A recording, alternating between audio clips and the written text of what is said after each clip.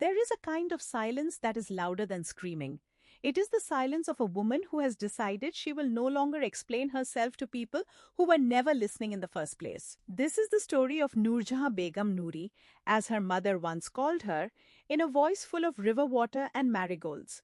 A woman who had survived 11 years of another family's house, who had cooked their feasts and swallowed their cruelties, who had embroidered their tablecloths and patched their silences.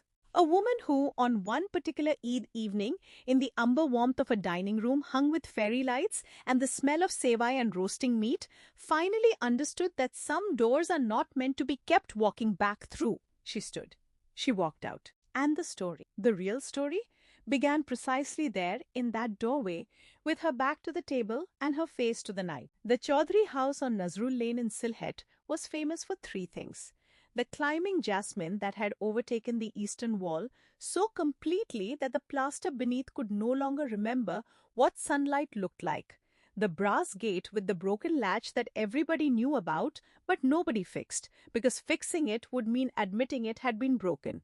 And the mother, Amina Chaudhry, who had outlasted to daughters-in-law and one full renovation of the kitchen, and who moved through the house, like weather, unpredictable, total, and entirely convinced of her own necessity. Noori had entered this house at 22. She had come from Netrokona, from a family of modest teachers and immodest hopes.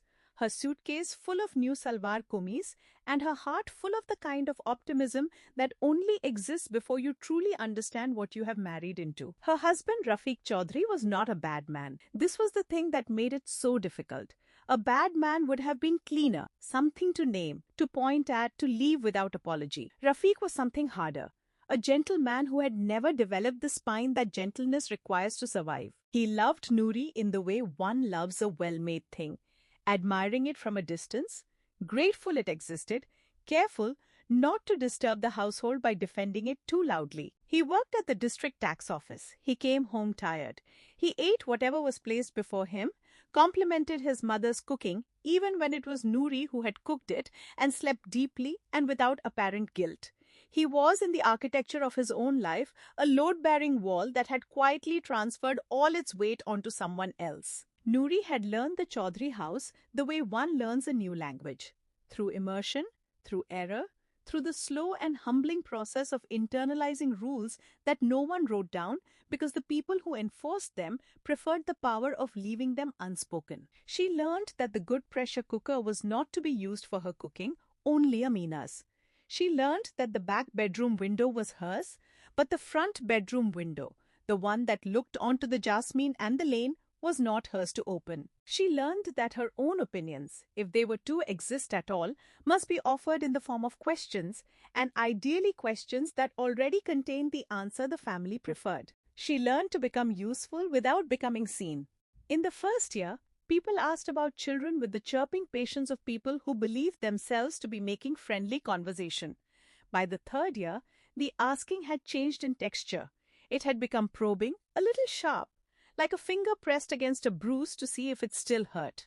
By the sixth year, it was no longer a question. It had become a verdict, delivered in the passive voice so that no one in particular was responsible for it. It was decided, by means no one could trace back to any single person, that Noori was the problem. Rafiq had a younger brother, Tariq, who had married a girl named Shireen 3 years after Noori's own wedding.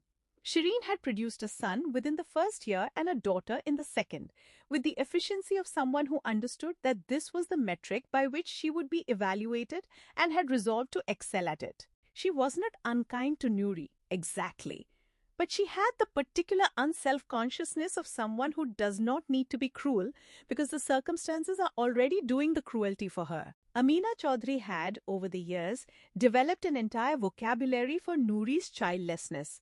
It surfaced in religious framings, prayers offered up with theatrical sorrow, visits to shrines mentioned in Noori's presence as if casually, conversations about divine, that somehow always found their way back to the woman sitting at the edge of the room.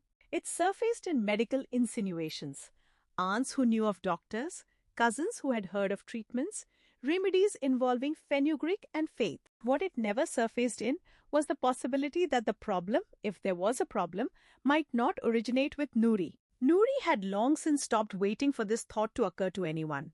She had also quietly, without telling anyone, stopped believing that children were the answer to the question being asked about her.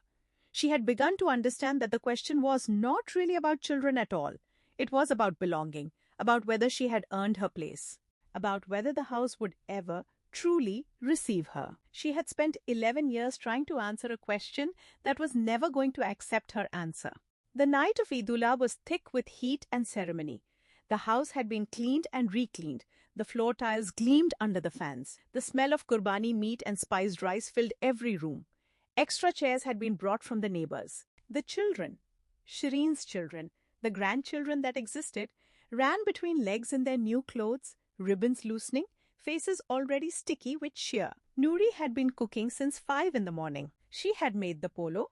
She had made the beef rejala, slow-cooked with yogurt and whole spices until the meat fell apart in the way that requires patience and attention and the willingness to stand over a stove for 2 hours in late morning heat. She had made the roasted hilsa, the dal, the 3 kinds of chutney. She had arranged the serving dishes. She had ironed the tablecloth. She had done all of this in the way she did everything in that house, thoroughly, without complaint, and without expectation that it would be attributed to her. The guests arrived in the late afternoon, Amina's sister from Maulvibzar and her husband, Rafiq's cousin Jalal, who spoke loudly about politics and more loudly about property, to elderly aunts whose names Noori had learned to say correctly, but whose faces still arranged themselves in her memory as categories rather than individuals. The one who pitied her, the one who disapproved. Dinner began. The conversation moved, as it always did in the Chaudhry house, through a series of predictable territories. The price of rice, the state of the roads, the achievements of Shireen's children, who were 4 and 7 and already apparently destined for remarkable things. Noori sat at the table and was quiet in the way she had perfected, present enough to be useful, small enough not to take up space that hadn't been offered. It was Jalal who said it. Jalal, who had drunk 3 glasses of sherbet and was in the expansive, performative mood that some men enter when surrounded by an audience they believe to be appreciating them. He said it the way people say things they have been thinking for a long time and have merely been waiting for the right theatrical moment to release. A broad gesture toward the table, a laugh that wasn't entirely a laugh, a glance toward Amina that was both seeking and bestowing permission. He said, "It's a shame, isn't it? All this beautiful cooking and no children to pass the recipes on to. A barren tree may give shade, but it gives nothing for the future." The table received this in the way tables receive such things. A half-second of stillness, then the small, self-protective adjustments of people who do not want to be associated with the discomfort they have just been made to feel. Shireen looked at her plate. Rafiq reached for more rice. The elderly aunts arranged their expressions into something between sympathy and the vindication of those who have long suspected this. Amina, to her credit or discredit, it was impossible now to say, did not correct him. Noori looked at Jalal. She looked at the table.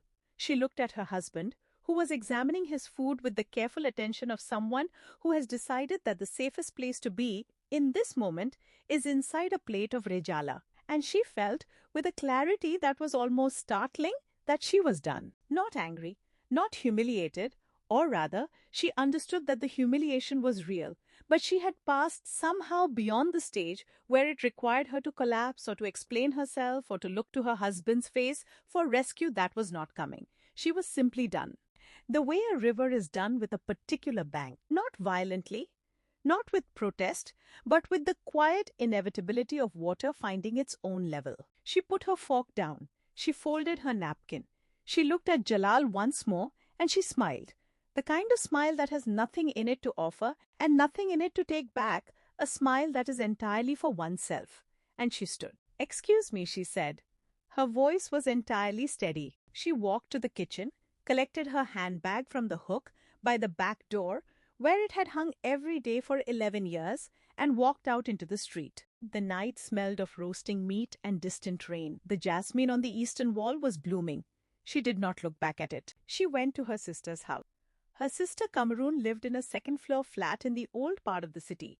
the rooms always a little too full of her children's school books, and the good noise of a household that had never learned to be ashamed of itself. Kamrun opened the door and looked at her sister's face and did not ask questions. She made tea. She put a pillow on the sofa. She said, "Sleep.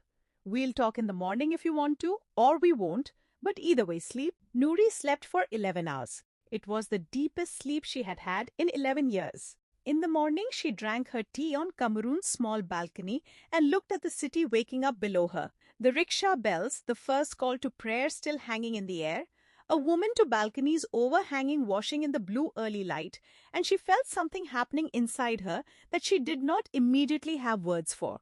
It was something like return. Like a part of herself that had been standing in a corner, patient and waiting, had been told it could come back into the room. Rafiq called 3 times. She did not answer the first 2. On the third, she picked up and listened, and what she heard in his voice was not the anger she had half expected, but something worse and more honest. Confusion. He genuinely did not understand. He said, "You embarrassed the whole family." He said, "What were people supposed to think?" He said, "Come home, Noori. This is not how things are done." She listened to all of it, and then she said, quietly and without particular drama, "I'm not coming back to that house, Rafiq. Not to live in it. Not the way I was living in it." There was a long silence on the line. She did not fill it. Noori had a degree. She had qualified as a school teacher before her marriage, and then the years in the Chaudhry house had consumed the years in which that qualification might have become a practice. But the degree still existed. The knowledge still existed. She had spent 11 years feeling like a person who was slowly disappearing, and now she discovered that she had not, in fact, disappeared. She had merely been made to stand very still. Kamrun's husband knew the principal of a girls' secondary school in Tilgad, a man named Harun who was famously practical and who believed, with the simple conviction of someone who had run an institution through several crises and come out the other side, that a good teacher was harder to find than a good building and should be acquired accordingly. The interview was brief.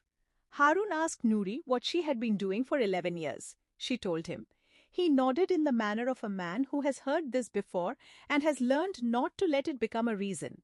He offered her a position teaching Bengali literature to the class 8 and 9 girls, starting after the current term break. She said yes, before she had fully thought through the logistics, because she understood that the thinking through was the enemy of the yes, and she had spent too long letting the thinking through win.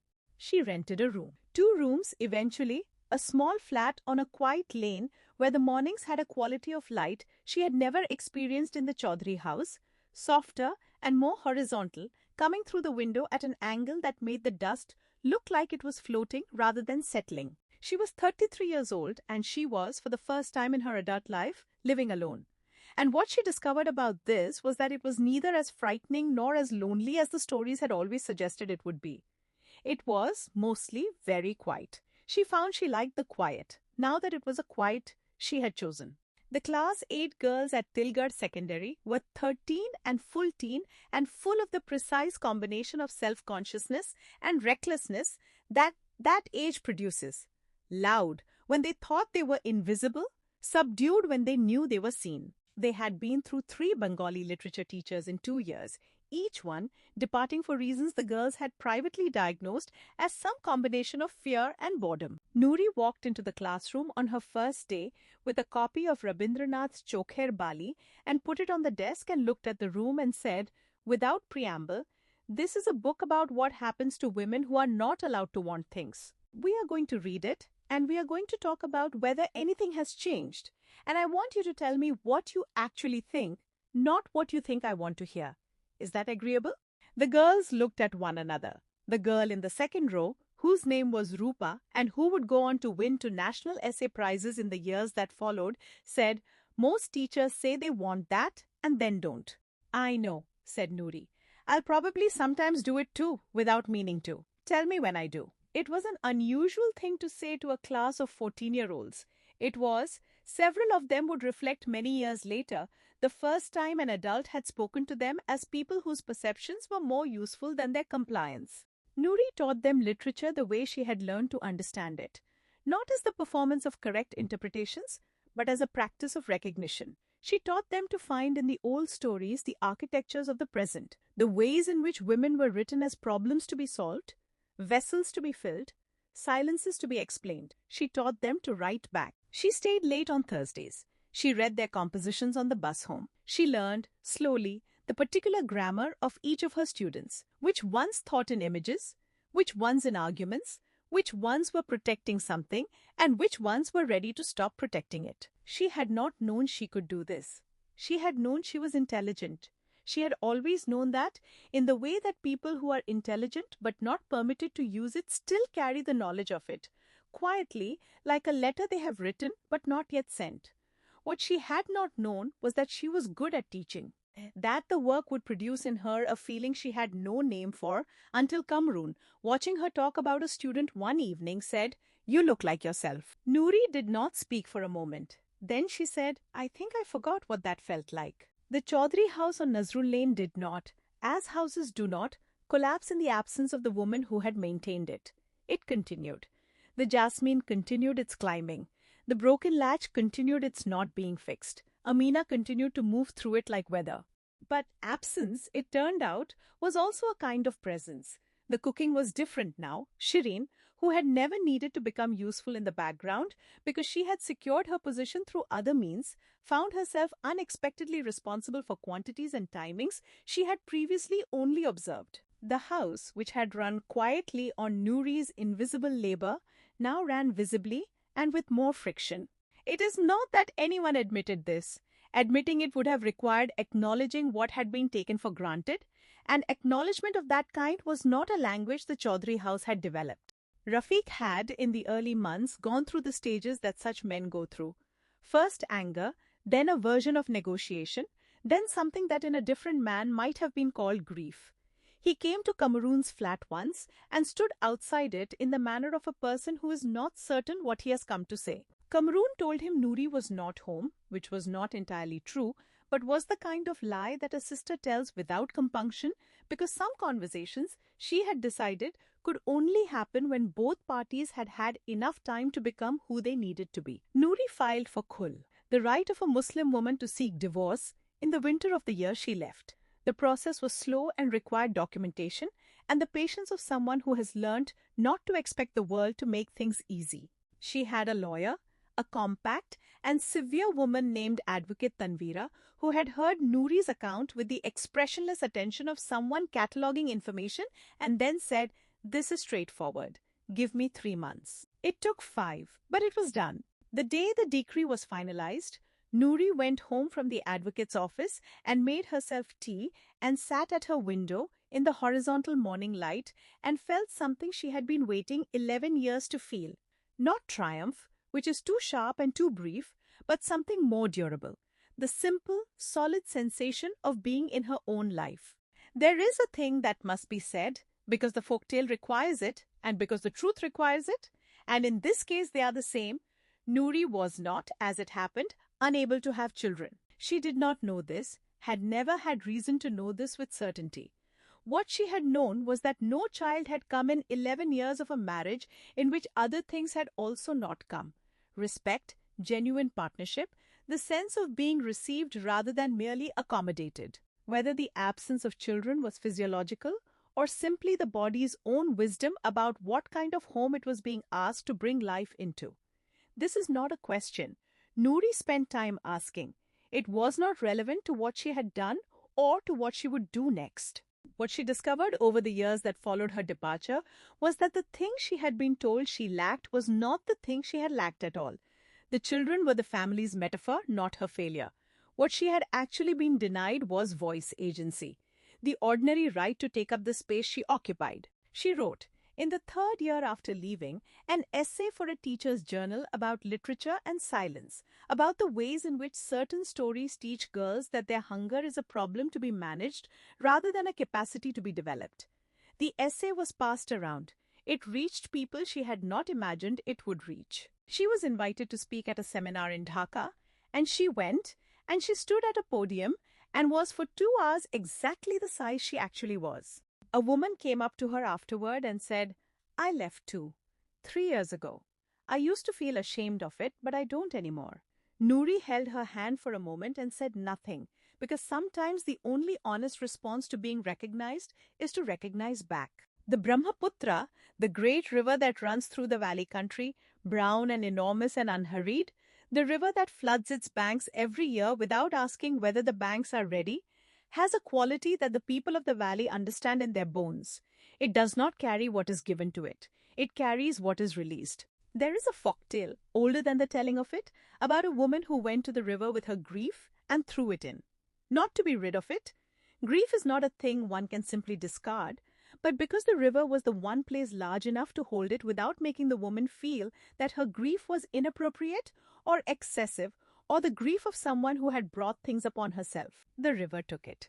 The river carries everything. The silt of the mountains and the ash of the dead and the prayers tied to banana leaves and set afloat on holy days and the grief of women who have been called barren trees and the ambitions of women who are learning, late, what they are capable of. Noori went to the river. Once, in the monsoon of the year after her divorce, when the water had risen to the edges of the ghats and the sky was the particular grey of a day that has fully committed to rain, she did not throw anything in. She sat on the wet stone steps and watched the water move. She thought about the dinner table, about Jalal's voice performing itself at her expense, about Rafiq's eyes fixed on his food, about Amina's silence, which had been its own kind of speech, about the 11 years of small accommodations, each one individually survivable, collectively a life she should not have had to survive. And she thought about the classroom, about Rupa's essay, turned in the previous week, about women in Rabindranath's poems who speak to the water, about the girl in the back row, Tahira, who had written a story about her grandmother for the school magazine and had come to Noori's desk with it held in both hands as if it might be dropped. She thought about the flat and the light in the morning and the tea she made for no one but herself and the slow unclenching of something that had been tight for so long she had forgotten it was supposed to be otherwise. The river moved, the rain fell. She sat until she was wet through, and then she stood, and she walked back the way she had come. People in the Chaudhry house spoke about that smile for years. It had, in the retelling, acquired the quality of a legend, something that could not quite be captured in the telling, only in the fact of its having occurred. Jalal, who was not a bad man but was not a careful one, and who had replayed the moment in his memory more than he would admit, said once that he had not understood it. She just smiled. What did that mean? No one who had been at the table could give him a satisfying answer, because the smile was not, in the end, a communication directed at them. It wasn't defiance, though there was something in it that resembled defiance the way a river resembles a flood. The same substance differently arranged. It was not forgiveness, which is a different thing and comes, if it comes, much later and in private. The smile meant, I am done performing devastation for your comfort. The smile meant, I know what I am, and it is not what you have called me. The smile meant, I have been waiting for this moment without knowing I was waiting, and now that it is here, I find I am ready. In the old tales of the valley, there is a figure who appears in many forms. Sometimes a river goddess, sometimes a woman in white at a crossroads, sometimes simply a very old woman. Whether or not Noori believed in such things, she would say, in the years that followed, that she had felt something like that at the table. Some internal nod, some acknowledgement from some part of herself. There is an old Bengali saying, the river does not carry the stone, the river carries what the stone releases. Noori Begum did not become a different woman the night she walked away from the Eid dinner table. She became more fully the woman she had always been, the woman who had cooked their feasts and read their silences and spent 11 years trying to become small enough to be safe. That woman was always going to stand up. She was always going to walk out. The only question was, which particular cruelty would finally be specific enough, public enough, unnecessary enough, to let her recognize what she already knew. A barren tree, Jalal had said, as if a woman's worth were fruit. As if the worth of a fruit were its capacity to be consumed by someone else. But a tree is also roots. A tree is also shade.